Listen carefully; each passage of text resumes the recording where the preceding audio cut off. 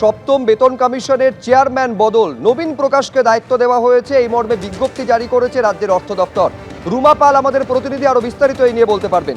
রুমা, দেখো, জানি নাকি যে সপ্তম বেতন কমিশনের চেয়ারম্যান পদে পরিবর্তন করলো রাজ্য সরকার এবং যে বিজ্ঞপ্তি প্রকাশ করা হয়েছে সেখানে অবসরপ্রাপ্ত আইএএস আধিকারিক এবং রাজ্যের যে প্রাক্তন অতিরিক্ত মুখ্য সচিব নবীন প্রকাশকে সপ্তম বেতন কমিশনের চেয়ারম্যান হিসেবে নিয়োগ করা হয়েছে। এর আগে অবসরপ্রাপ্ত আইএএস ততনু চক্রবর্তীকে এই পদে নিয়োগ করা হয়েছিল। কেন এই চেয়ারম্যান পরিবর্তন সেই সব উল্লেখ না থাকলেও নতুন বিজ্ঞপ্তিতে তাকে সরিয়ে তার জায়গায় নবীন প্রকাশকে চেয়ারম্যান পদে আনা হয়েছে।